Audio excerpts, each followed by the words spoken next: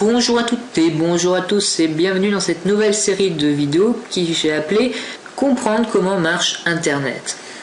Donc jusqu'alors j'avais fait des vidéos qui étaient destinées on va dire à des connaisseurs, notamment mes vidéos sur la sécurité informatique qui nécessitaient de bonnes connaissances en PHP par exemple. Et désormais j'ai décidé de me tourner vers le tout public, vers des personnes qui n'ont pas nécessairement des capacités informatiques, mais qui néanmoins sont curieux de connaître qu'est-ce qui se passe lorsqu'ils utilisent leur PC, parce que tout simplement, comme vous le savez, maintenant l'informatique est devenue quelque chose omniprésent. Pour débuter cette nouvelle série de vidéos, on va commencer par la base, et notamment comment j'accède à un site web statique.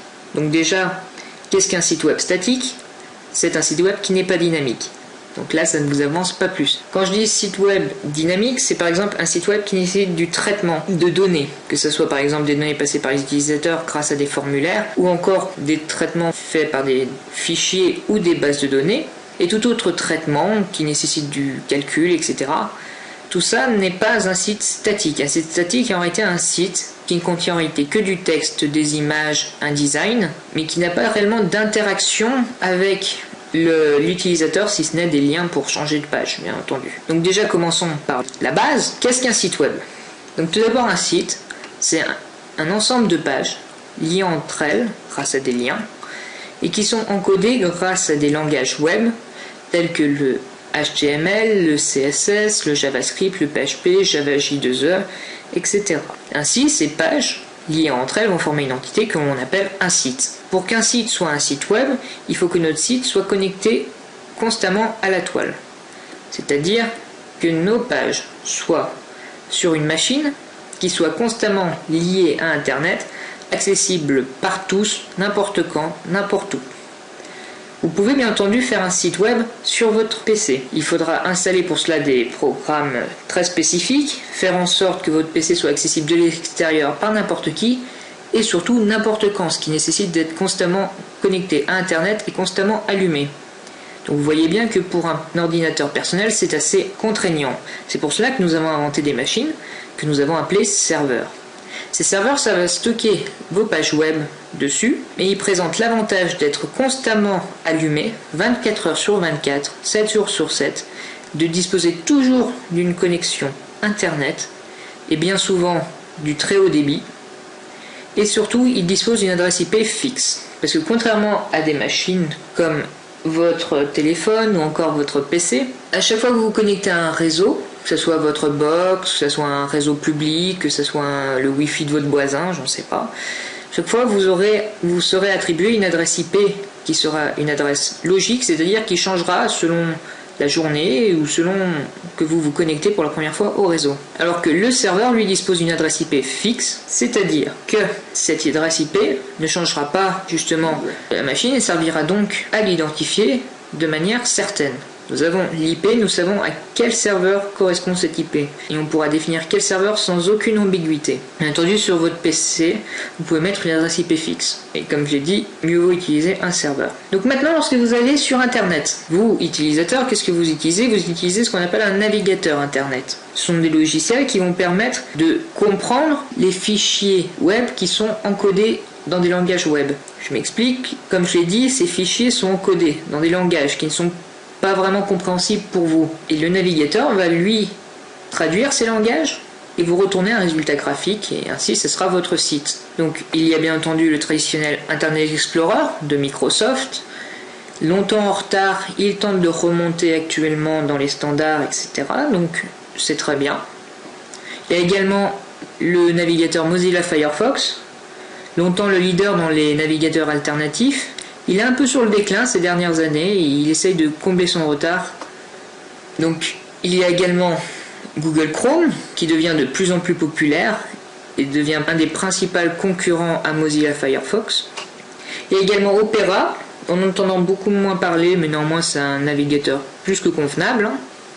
Et il y a également Safari, le navigateur de tous les produits Apple. Donc maintenant, comment est-ce que notre navigateur va pouvoir se connecter au serveur où se trouvent les fichiers du site visé?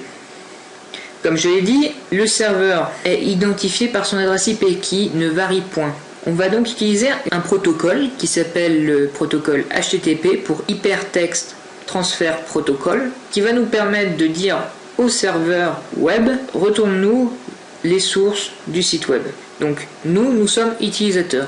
Quand nous voulons aller sur internet, nous ouvrons notre navigateur, celui de votre choix. Le navigateur va alors envoyer une requête HTTP à une adresse IP précise. Par exemple, je vais demander à mon navigateur d'envoyer une requête HTTP au serveur dont l'adresse IP correspond à 209.85.147.106, qui correspond à un serveur google.fr. Donc j'envoie cette requête, le serveur visé va la recevoir et va donc me retourner le code source de la page google.fr. Le code source, c'est le fameux contenu de mes fichiers qui est totalement encodé, et donc le navigateur, comme je l'ai dit, va les interpréter et va nous retourner le site sous forme graphique, sous forme interprétée, et donc nous avons notre page de Google. Donc là vous me dites oui, c'est bien, mais le problème c'est que moi je n'écris jamais http puis une adresse IP. Moi j'utilise par exemple http://google.fr. Oui, parce que nous avons inventé ce que nous appelons des noms de domaine. En réalité, un nom de domaine est un alias d'une adresse IP. C'est-à-dire qu'à une adresse IP, nous allons mettre en correspondance un nom de domaine. Pourquoi nous avons fait ça? Tout simplement parce qu'un nom de domaine est normalement plus facile à retenir qu'une adresse IP. Et nous avons également fait ce qu'on appelle un serveur DNS, donc Domain Name System. Donc c'est lui qui va s'occuper de transcrire le nom de domaine en l'adresse IP correspondante. Ainsi, quand vous utilisez votre navigateur et que vous demandez par exemple d'accéder à google.fr, le serveur DNS va prendre votre nom de domaine et va vous retourner l'adresse IP correspondante. Il va vous dire ici que google.fr a comme IP 209.85.147.106. Et ensuite, votre navigateur va alors faire une requête HTTP avec comme adresse IP 209.85.147.106 au serveur web. Donc là vous me dites, mais comment est-ce qu'il trouve le bon serveur DNS qui contient l'alias, qui contient le nom de domaine et son équivalent en IP?